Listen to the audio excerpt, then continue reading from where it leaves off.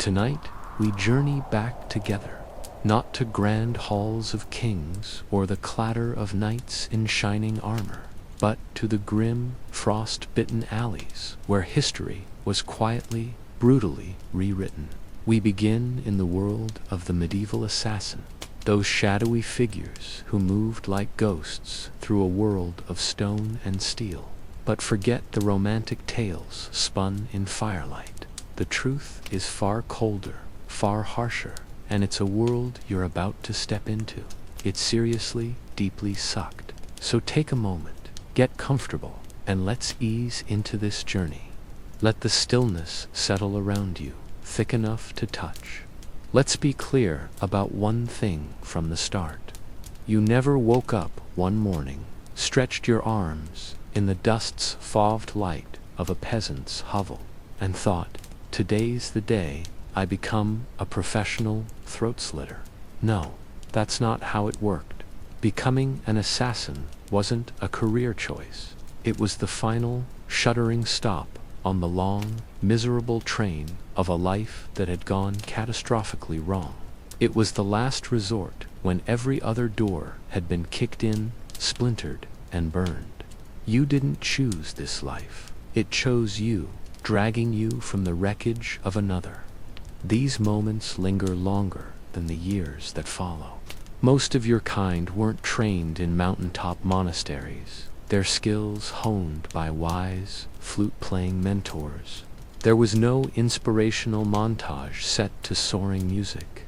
They were the desperate dregs of a harsh society, a disgraced soldier with nothing but the muscle memory of killing, an ex-thief whose only real talent was moving without making a sound, a peasant who had lost everything to famine, plague, or a lord's whim.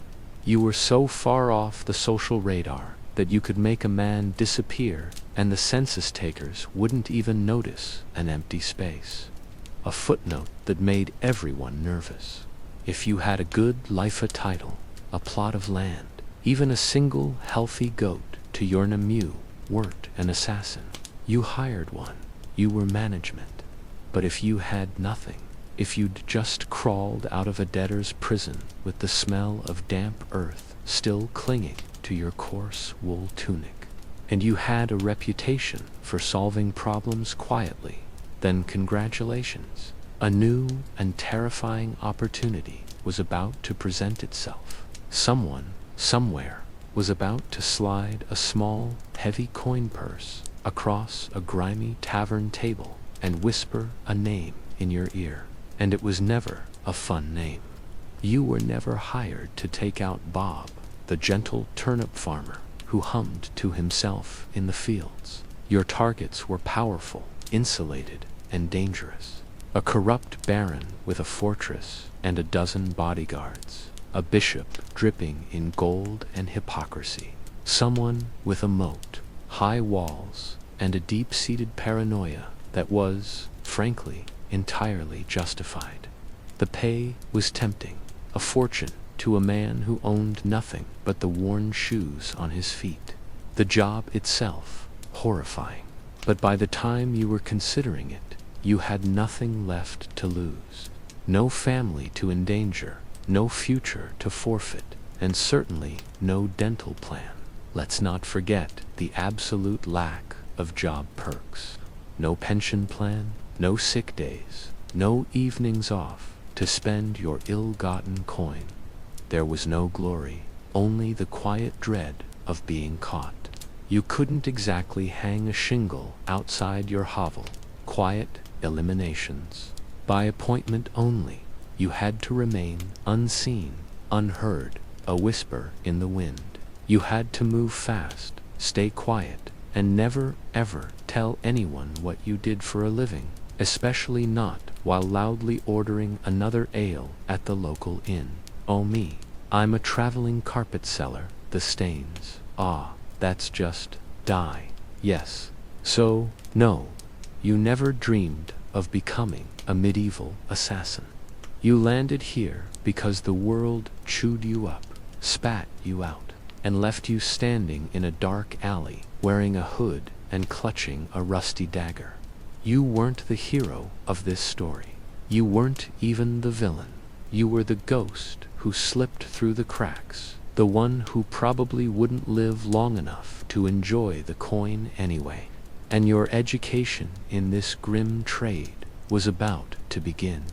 It would be brutal, practical, and offered absolutely zero graduation ceremonies. Just bruises, bloodstains, and the creeping realization that you were utterly, terrifyingly alone.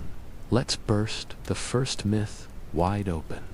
There was no hidden school for shadows, no candlelit monastery where you learned the art of the silent kill from wise mentors. There was no training montage, no pep talks from a grizzled master, no inspirational flute music floating on the frost-bitten air. Your training was simple: don't die.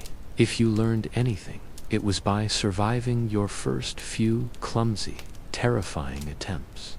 Most assassins weren't trained professionals. They were desperate amateurs with a decent sense of direction and the uncanny ability to climb a wall without sneezing at the worst possible moment. If you had military experience, that was a bonus. It meant you at least knew which end of a knife was the pointy one and how to hold it without slicing your own thumb off. If not, well, stabbing someone is a fairly intuitive act. It's the escaping afterward, with both of your kidneys still intact, that takes a certain amount of skill. Or, more often than not, just dumb luck. There were no textbooks, no guild orientation meetings, no safety briefings on the proper way to handle a garrote. You didn't get taught how to spot a nobleman's body double or the secret escape routes from their bedchambers. You figured it out on the fly, probably while dangling precariously from a stone windowsill, wondering if you'd just broken into the servants' quarters for the third time this week. Poison. That was a terrifying game of trial and error, with a heavy emphasis on the error. Sometimes it worked perfectly. Other times, your target just got a mild case of indigestion and became deeply suspicious of his soup for the rest of his life. And sometimes, in a moment of sheer, tragic incompetence, you drank from the wrong cup. There was no medieval poison control hotline to call, just a fervent hope, some herbal guesswork, and a very strong stomach. Sure, if you were incredibly lucky, winning, struck by lightning and survived, lucky you might have picked up a few tricks from a seasoned thief or a mercenary. Maybe an older, more cynical assassin showed you how to walk across cobblestones without your worn shoes scuffing the frost and alerting the guards. But mentorship wasn't the standard. It was a rare, fleeting thing, mostly because assassins don't have a long shelf life. They don't retire to quiet cottages with a pension. They just disappear. One day they're there, a shadow in the corner of the inn, and the next they're gone. Weapons, training, forget it. You weren't carrying a polished broadsword or a custom-made crossbow. You had a dagger you probably stole from a sleeping guard, its handle wrapped in stiff, age-worn leather. Maybe you had a garrote made from coarse rope if you were feeling particularly ambitious. Your arsenal consisted of whatever you could fit under your cloak without it jingling and giving you away. So, no, you weren't some shadowy martial arts master with 1,000 killing techniques. You were just a person with calloused hands, quiet footsteps, and a deeply unhealthy relationship with dark alleyways and rooftops, huddled like sleepy animals. Success in this line of work didn't come from training. It came from raw, desperate survival. You learned how to kill by doing it quickly, sloppily, and then vanishing into the night before anyone could get a good look at your face and sketch it on a wanted poster. Your education was a brutal, hands-on curriculum with a simple pass-fail grade. You either lived to see the sunrise, or you became a grisly decoration on the castle gate. And with each job, you felt the creeping realization that you were very much, and always would be, on your own. History isn't written in stone. It's written in footsteps like yours. Let's talk about why you're even here, huddled in the lantern gold shadows, waiting for the right moment. The reason is simple. Coin, cold, heavy, deliciously spendable coin. The promise of it is what lured you into this miserable existence in the first place. But here's the grim reality. You learned all too quickly. You got paid in lies. When someone of wealth and power hires an assassin, they aren't looking for a long-term business relationship. They want a one-time disposable service with no paperwork, no witnesses, and ideally, no one left to tell the tale, including you. The deal is always the same. A pouch of silver, half now, half when the job is done. That's if your employer is feeling particularly generous. But you soon discover that the phrase "when the job is done" is a cleverly coded message. It really means, after we've confirmed you didn't mess it up, make us look bad, leave a trail of evidence that leads directly back to us, or, most importantly, survive long enough to tell anyone about it. It's a contract with a built-in termination clause, and you're the one being terminated, so you do the job. You sneak through the shadows, your heart a hollow thud against your ribs.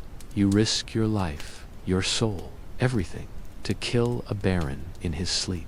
It's not pretty, it's not poetic, it's a messy, terrifying business. And when you return to the prearranged meeting spot, your hands still stained, your nerves frayed, you find nothing. Ah yes, about that final payment.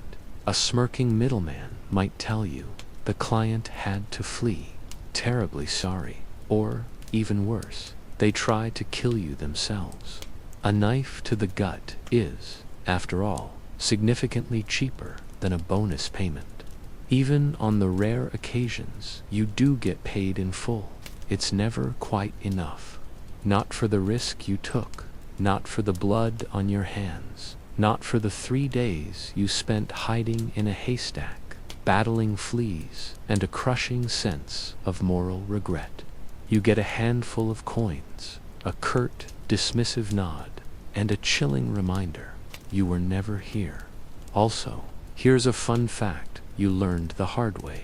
Some contracts are elaborate, politically motivated traps. You'd be hired to assassinate someone dangerous, only to find out it was a decoy with a dozen guards waiting in the wings. Congratulations, you've just walked into a sting operation with your name already being carved onto a spot on the gallows. And what can you do about it? You can't exactly storm into the local court and file a grievance. Your Honor, I'd like to sue Lord Edmund for a clear breach of my assassin contract. The only court you'd see is the one where you're the star exhibit, probably in chains. So you learn, quickly, to take what you can get. You demand as much payment up front as possible. You trust absolutely no one, and you never, ever believe the greasy little scribe who swears this one job will change your life. It will change it, of course, mostly by shortening it considerably. Being an assassin means living on a diet of broken promises and vanishing before they break you. So, you've taken the job. You've been lied to about the pay. You're probably going to die. Now, let's talk about your equipment. Forget the fantastical nonsense you've heard in stories told around a smoldering fire. There are no retractable wrist blades, no smoke bombs for a dramatic escape, no enchanted daggers that glow in the dark. Your toolkit is a pathetic collection of whatever you could steal, sharpen, or hide beneath your tattered cloak without making a clanking sound. It's a testament to desperation and ingenuity, not craftsmanship. If you are lucky and, I mean, find-a-gold-coin-in-a-dead-man. Single quotes eschew lucky you might have a decent dagger. It's not an ornate, jewel-encrusted work of art with a curved blade, like a dragon's tooth. It's just a simple, functional piece of steel. Sharp, hopefully rust-free, and ideally one that doesn't still smell faintly of the last person you had to use it on. The cold metal biting your skin under your tunic is a constant, unwelcome reminder of what you are and what you have to do. Your weapon is your only companion in this lonely, silent business. Poison. It exists, of course, but it's not the glamorous, slow-acting toxin you see in plays, dripped elegantly into a wine goblet. Most medieval poisons are wildly unpredictable, crudely made from plants, minerals, or, if you're particularly resourceful, the guts of a toad. Some work instantly, some take hours of agonizing pain, and some just make your victim vomit for 2 days straight before recovering, now angrier, more paranoid, and extremely suspicious of the castle stew. You carry it in a small, tightly sealed pouch, hoping it doesn't leak and accidentally poison you first. Ropes. Occasionally useful. A good length, of course, rope can be used for strangling, climbing, or tying something or someone up. But you'd better know how to use it fast, because there's nothing that kills the element of surprise quite like fumbling with a knot while your target is waking up. Wait, which loop goes under again? Bows are effective, yes, but only if you have one. Know how to shoot it accurately in the dim glow of a single torch, and can somehow manage to smuggle it past the guards while disguised as a flower arranger. Most of your work is up close and brutally personal. There are no backups. If your blade bends on a rib, if it breaks, if you drop it down a well in a moment of sheer panic, it's time to improvise. A loose slate, roof tile, perhaps. A rusty nail found in the stables, worth a shot. A heavy shoe buckle, wielded with murderous intent. Desperate times call for desperate measures. You carry your tools hidden in the hems of your clothes, tucked into your worn leather boots, or, if necessary, baked inside a hollowed-out loaf of bread. You keep them close, not for safety, but because, in this line of work, your weapon is your best friend, your boss, and your only retirement plan. There are no upgrades, no magical enhancements. You don't polish your kit. You just pray it doesn't betray you mid-strike. You aren't hired to eliminate random drunks in back alleys. No one is paying you good money to stab Jeff, the sleepy candlemaker who smells faintly of beeswax and regret. Your targets are important, powerful people. Nobles with sprawling estates, bishops with coffers full of gold, high-ranking military officers, and sometimes, if the pay is truly astronomical, even royalty. And these people, as you've discovered, are very, very hard to kill. They live their lives wrapped in layers of protection, paranoia, and privilege. Getting to them is the real job. The killing is just the final, messy step. First, there are the guards. Not one or two, but dozens of them. Armed, armored, well-fed, and generally bored, which makes them dangerously alert to anything out of the ordinary. Some patrol the main gates, some watch the back entrances, and some just stand in shadowy corners of the great hall, looking intimidating and daring you to blink in a suspicious manner. You spend days, maybe even weeks, hiding in plain sight, memorizing their patrol patterns, the specific creak of a certain door, and the exact number of stairs it takes before the older guard with asthma needs to pause for a breather. Second, there are the walls. Castles don't have welcoming front porches. They have gatehouses, murder holes, and moats filled with stagnant water and things that probably bite. If you manage to avoid falling into the murky water, you still have to contend with arrow slits, boiling oil, and the unsettling fact that your job description includes the high probability of being flambéed just for peeking over the parapet. The stone is slick with moss, cold and unforgiving under your fingertips as you climb in the dead of night, the wind whispering secrets you'd rather not hear. Third, there are the servants and the staff, the cooks, the scribes, the stable boys, the chambermaids. They are the eyes and ears of the castle. One wrong look from you, one question answered too slowly, and they'll be whispering to the guard captain faster than you can say, "I'm just the new herbalist." You aren't just fighting swords and armor, you're fighting gossip. And in a medieval castle, gossip travels at the speed of light, especially if it means someone gets to keep their head attached to their shoulders by reporting a suspicious stranger. Finally, there's your actual target. They are, quite rightly, paranoid.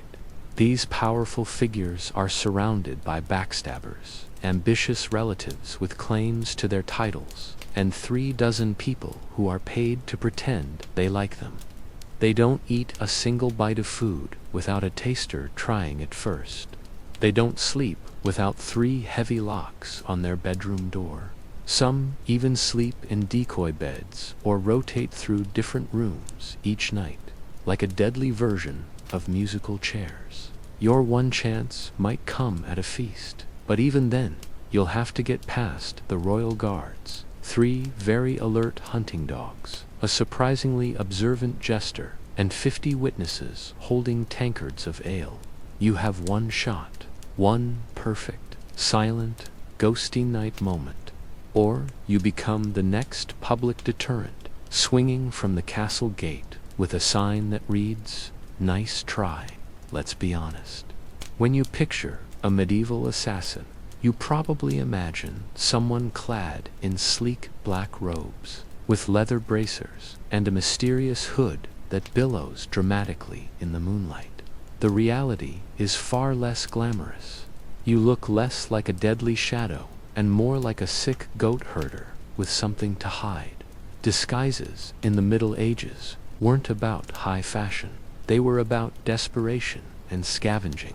You didn't have custom-tailored cloaks or retractable armor.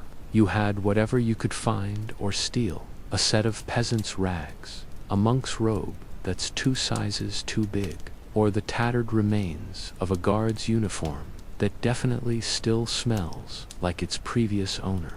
The goal is to blend in, but blending in this era, means looking like everyone else, which is to say, like someone who hasn't bathed in 2 weeks, limps from a collection of old injuries, and has a nervous twitch from chronic malnutrition. You don't look suspicious because of your fancy cloak. You look suspicious because you keep awkwardly adjusting your belt to hide a dagger that's wrapped in a piece of cheesecloth, and forget about masks.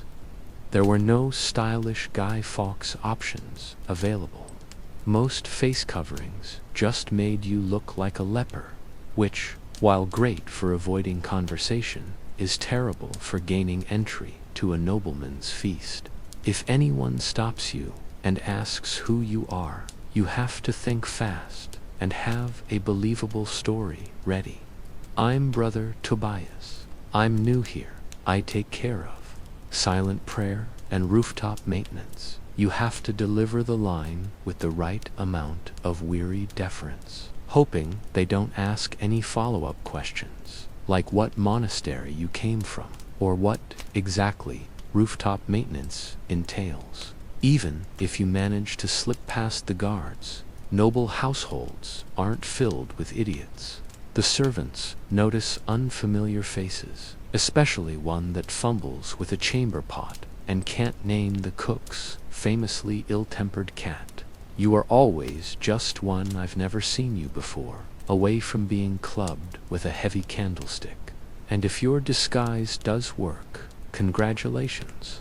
You now have to stay in character for hours, maybe even days, pretending to be a humble servant while trying not to stare too obviously at all the very stab-worthy people wandering by. Also, wigs. They didn't exist in any practical sense. If you needed to look older, you were stuck smearing dirt on your face, squinting a lot, and hoping no one got close enough to notice that your distinguished gray beard is actually just some lint you glued on with honey. The truth is, your disguise doesn't protect you. It just buys you 5 minutes of confusion. After that, you have to be gone, invisible, or very, very convincing. In this grim, solitary line of work, you don't have a team. There's no witty sidekick with a crossbow, no clever alchemist brewing poisons in a secret lair, no handler who passes you coded scrolls and offers warm words of encouragement. You have you, your rusty dagger, and a crippling set of trust issues that would make a hermit look sociable.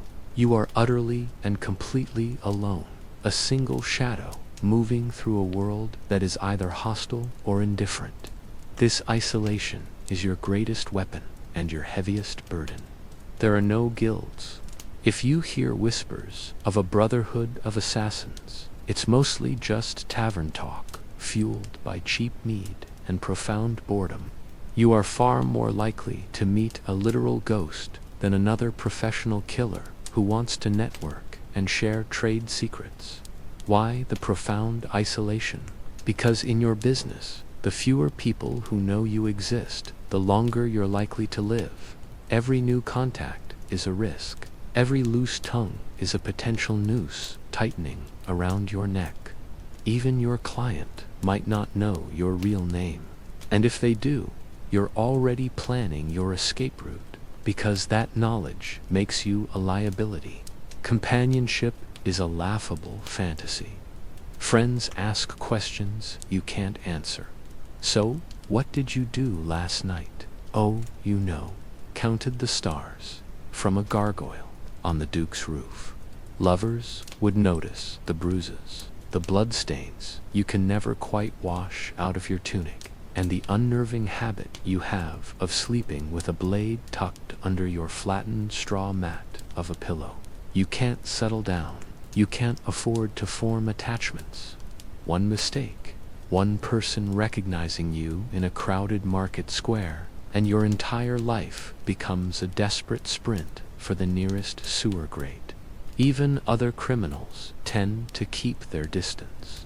Thieves and smugglers are a relatively sociable bunch. They have their own codes and communities. But you're the person who makes other people disappear permanently. They fear you, or worse, they see you as a walking, talking liability. No one wants to share a bowl of stew with someone whose very occupation could attract a mob with pitchforks and torches. And don't even think about seeking sympathy. You can't confess to anyone how hard it is to sleep after you've silently strangled a corrupt bishop in his own bed. If you talk about your job, people will assume you're either a liar or dangerously insane, and they wouldn't be wrong on either count. So you keep your secrets, your scars, and your weapons to yourself. In taverns, you find the darkest corner, your back always to the wall, your eyes constantly scanning the door. You never drink too much. You never stay in one place for more than a night. You don't use your real name unless someone pays you to, and even then, it's probably a fake one. Being a medieval assassin means perfecting the art of vanishing, not just from a crime scene, but from every life you never got to live. You are a ghost long before you are dead. Change sneaks in where no one notices. Let's say you took the job. You've planned your route, bribed the right doorman, disguised yourself as a very convincing chimney sweep with a persistent cough. You're in the room, the target is asleep, and the moonlight glints on the blade in your hand, and then you freeze. Maybe the target rolls over and mutters a name in their sleep, a name that sounds hauntingly familiar. Maybe they are not alone. Their child is asleep in a small cot by the fire. Maybe, at the worst possible moment, your hands start to shake, your dagger trembling like a terrified squirrel. Guess what happens next? You're dead. Because failure for a medieval assassin isn't a slap on the wrist or a sternly worded performance review. It's a public, agonizing, and wildly theatrical death. It often involves ropes, fire, heavy wheels, or sharp iron contraptions with creative names like the Bone Cracker's Delight. Missing the kill means you've blown the entire operation. Your target is now very much alive and immediately tells everyone that someone just tried to murder them in their sleep. Suddenly, you're not a nameless shadow anymore. You're a wanted man with a detailed description, average height, smells faintly of soot and fear, and a crude but effective sketch of your face tacked to every church door and tavern wall within a 30-mile radius. And those guards you so cleverly snuck past on your way in. Now they're motivated, very motivated. Sometimes it's not even your target you have to worry about, it's your client. If you fail, you are no longer a useful asset. You are a dangerous liability, someone who knows their darkest secrets. You are a loose end that could be tortured, interrogated, or, worse, convinced to talk. The very people who paid you would be the first to put out a second contract, this time with your name on it, and there are no second chances. No sorry, the blade slipped. I'll get him tomorrow. You had one shot, one fleeting moment in time. If you blow it, the best you can possibly hope for is to die quickly before they find out who hired you. Failure also brings a silent, soul-crushing shame. You didn't just fail to kill someone, you failed to be invisible, to be perfect. And for an assassin, perfection isn't a goal. It's the bare minimum for survival. Anything less is like painting a target on your own back and helpfully handing your enemies the arrows. It doesn't matter how many jobs you've successfully completed before. No one cares that you've succeeded 12 times in a row. In this profession, you are only as good as your last kill. And if your last kill didn't happen, you'd better start running. So, you did it. Against all odds, the plan worked. The dagger struck true. There were no screams, no alerted guards, just a clean, quiet drop to the floor, and a very important person who is now very much not. Congratulations, you've succeeded. Now run for your life. Because being a successful assassin in medieval times doesn't mean you get to sip wine on a rooftop while the city burns, metaphorically, behind you. It means you're fleeing through darkened back alleys with someone else's blood on your boots and the baying of hounds already echoing in the distance. There is no victory lap, no post-job drink with imaginary colleagues, no casual debrief with your client where you get a pat on the back. You don't even get a moment to stand back and admire your handiwork. The instant your blade does its job, your new job begins, escaping everyone who now wants to murder you in increasingly creative and painful ways. The guards are coming. The doors are being locked. The horse you arranged to have waiting for you is on the other side of town. And you're probably bleeding from a wound you didn't even notice you had. You had to plan your exit route long before you even planned the kill. You needed to know the secret passages, have disguises ready, and establish fallback, safe houses. Maybe you have a boatman who owes you a favor. or at least one who has learned not to ask too many questions when a nervous man offers him a silver coin to cross the river at midnight. The city will go on lockdown within minutes of the body being discovered.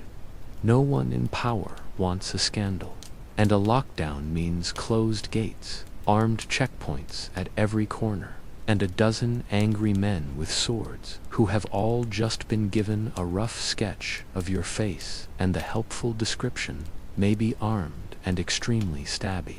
And let's talk about your client again.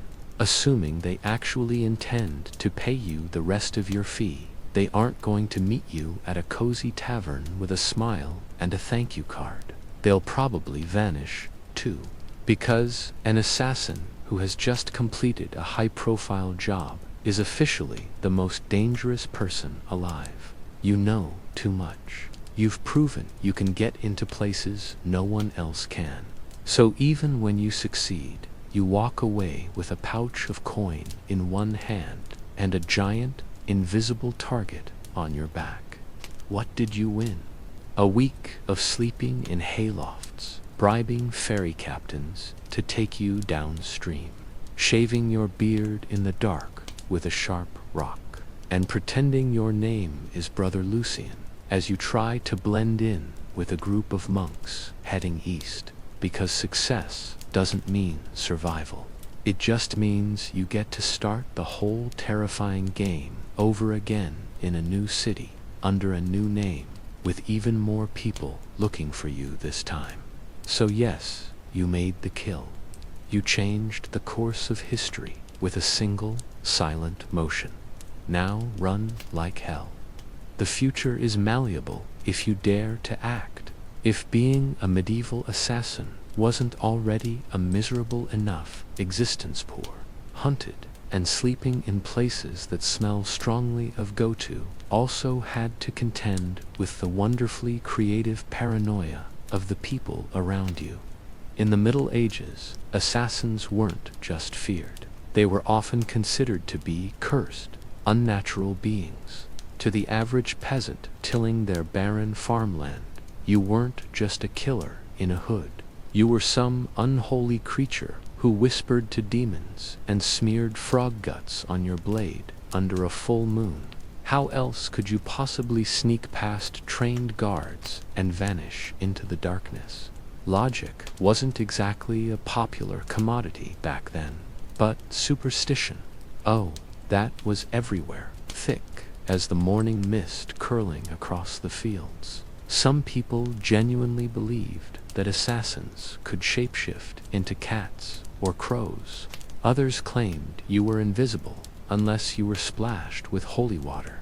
One particularly popular tale suggested that assassins made pacts with ancient forest spirits and could breathe death through solid walls. Imagine walking through a small village and hearing a woman mutter to her child, "Don't make eye contact. He might hex the baby." That's your life now. Even your simple tools were suspect. You carry a sharp dagger. Clearly, it was forged in a cursed fire by a one-eyed blacksmith. You use poison. That's not just herbal knowledge, that's witchcraft. And you probably stirred the concoction with a severed human toe under a blood moon while chanting in a forgotten tongue. You'd think all this fear might actually help you. After all, if people are terrified of you, they'll leave you alone, right? Wrong. The reality was much, much worse. Superstitious mobs don't hesitate. They don't ask questions. They throw stones, set fires, and shout things like, "Burn him," before he calls down lightning. Your dark reputation made people overreact to everything. The second someone of importance died unexpectedly from illness, from an accident, from choking on a chicken bone, someone would inevitably whisper, maybe it was one of them, a shadow man. Maybe it was him. You could be hunted down just for existing in the same village as a suspicious death. That meant you had to keep moving, always. If you stayed in one place for too long, you'd find a priest ringing a bell while 5 angry farmers with pitchforks approached, looking like they've been waiting for this moment their entire lives. And heaven help you if you were caught with anything remotely unusual: dried herbs, strange coins, a book, or even just a foreign accent. That was all it took for someone to shout "sorcerer" and light a torch. In a world that believed monsters wore human faces, being too quiet, too clever, or too fast made you a threat. And in medieval logic, threats had to die quickly, and preferably on fire. Ah, poison, the so-called weapon of elegance for the discerning assassin. A quiet kill, no mess, no screaming, no unpleasant sound of steel on bones. Just a subtle sip, a gentle stagger, a final sigh, and done. At least, that's the theory. In practice, trying to poison someone in the Middle Ages was more like attempting to win a bar fight, armed only with a cup of herbal tea and a bad attitude. It was a messy, unreliable, and deeply frustrating business that often ended in complete failure or your own untimely demise. First of all, the poisons themselves were notoriously unreliable. You didn't have access to purified cyanide or a neat little pill conveniently labeled fast-acting doom. You had plants, mushrooms, minerals, and the occasional toad. You had to gather your ingredients, grind them up, and pray to whatever dark gods you believed in that you'd gotten the mixture right. Even then, your carefully prepared concoction might just give the target a nasty stomachache and a renewed commitment to expanding his anti-assassin guard team. There was no scientific measurement. You didn't dose it precisely. You just eyeballed it. A pinch too little, and the noble just vomits and cancels his dinner plans. A pinch too much, and you might die from exposure to the fumes before the first course is even served.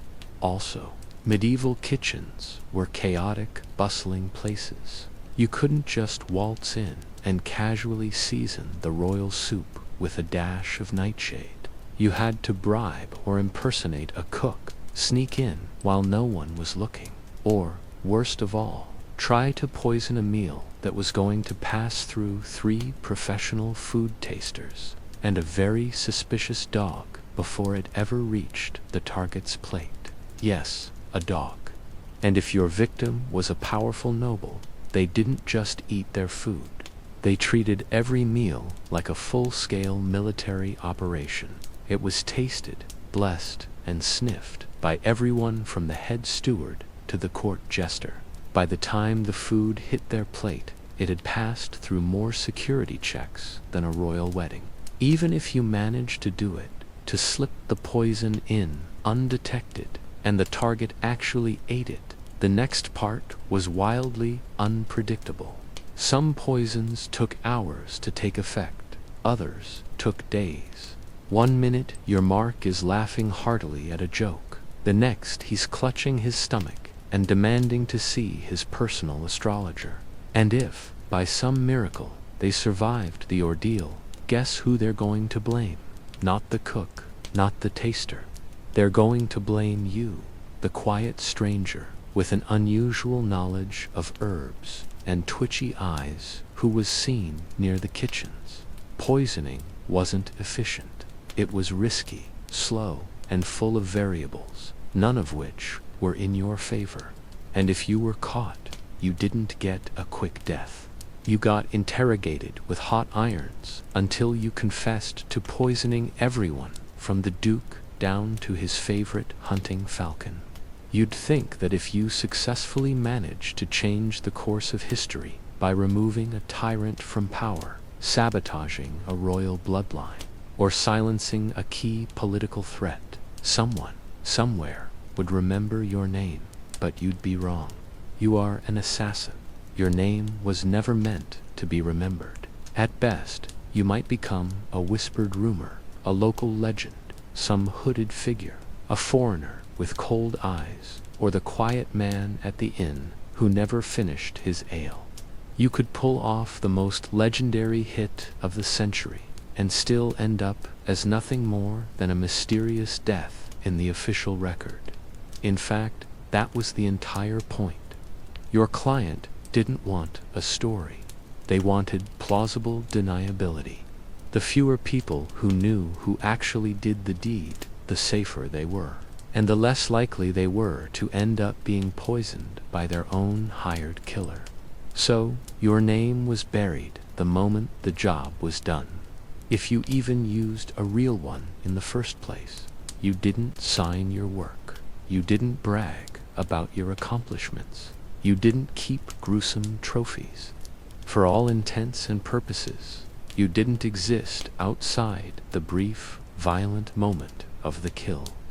And if someone did know your real name, that was a dangerous loose end.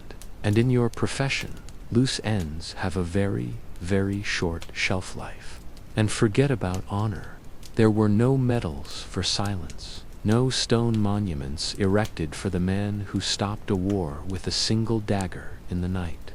If a noble wanted a statue, they commissioned one for themselves, probably depicting them looking heroic on a horse.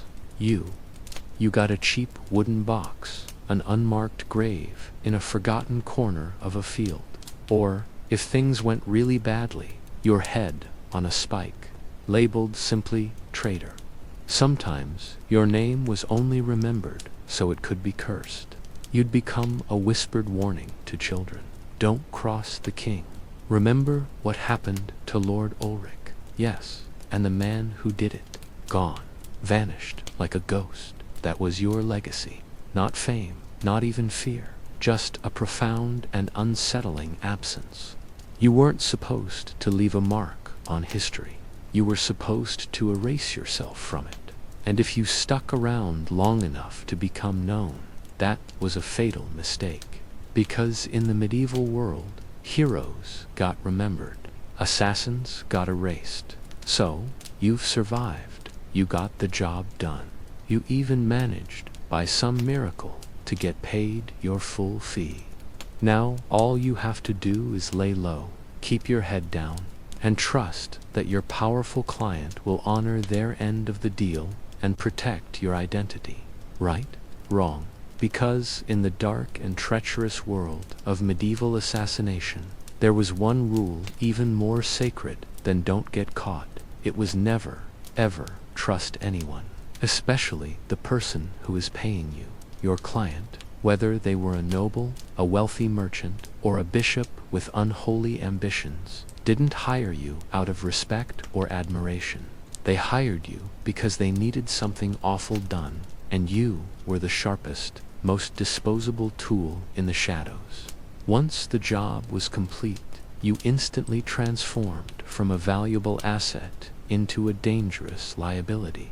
You knew too much. You knew who wanted who dead. You knew when. You knew why. And you probably knew exactly how much they were willing to pay for it. That information made you dangerous, not just to their enemies, but directly to them. So, what did they do? More often than not, they ghosted you. They denied they had ever met you. Or, even worse, they sent someone else after you to clean up the mess, to tie off the contract with something sharper than ink. There were even cases where clients would double book, hiring one assassin to do the job and a second assassin to kill the first one immediately afterward. No refunds, just reduced risk. And if you dared to try and blackmail a client, to threaten to expose their involvement, that was a bold move. And also, almost certainly, your final mistake. Because powerful people in the Middle Ages didn't negotiate with their hired assassins. They crushed them. They had the resources, the manpower, and the political influence to make you disappear so completely it would be as if you had never been born. If your client happened to have a shred of honor, a rare species, indeed you might get paid and simply left alone. But even then, you would have to spend the rest of your short life assuming they were watching you from a distance, with someone already sharpening a blade and memorizing the way you walk. You were the secret that could never be allowed to talk, the shadow that couldn't be allowed to stay. Even your success wasn't enough to earn their trust, because in their eyes, if you killed for them once, you could kill them next. And no one, not even the person who hired you, wanted to be next on the list. Let's say, somehow, against all conceivable odds, you beat the system. You survived the kills, the lies, the poisonings, and the inevitable betrayals. You managed to outlive your enemies, your employers, and probably your own sense of morality. You're older now, your hands ache in the cold, and you have a collection of scars that tell 100 silent stories. So, what now? Do you retire? Absolutely not.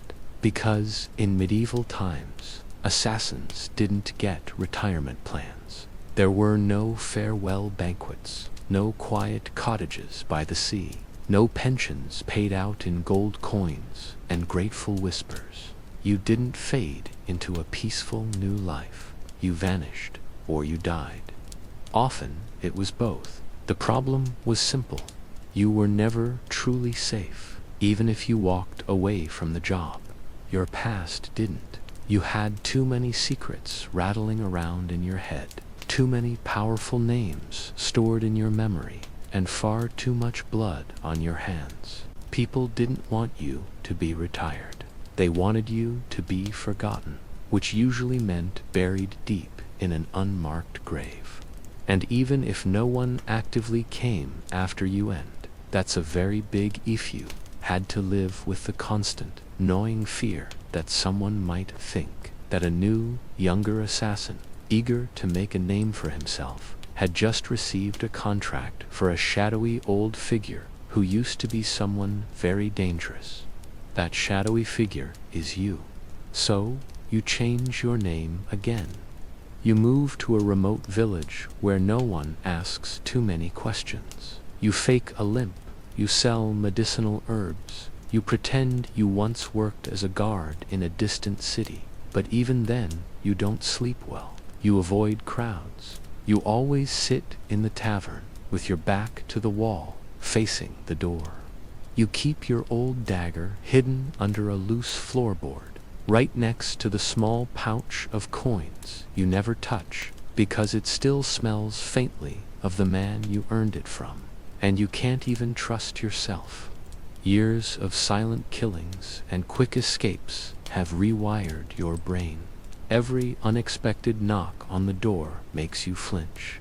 Every stranger you pass on the road might be the one who recognizes you. You stop dreaming because dreaming is dangerous. You can't love. You can't relax. You can't even laugh too loud without looking over your shoulder. You live like a ghost, pretending to be a man. The truth is, there was no endgame for a medieval assassin, just a slow, cold fade into obscurity, always moving, always watching, until one day you simply slipped into the dark and no one even noticed you were gone. And maybe, just maybe, that was the best you could ever hope for.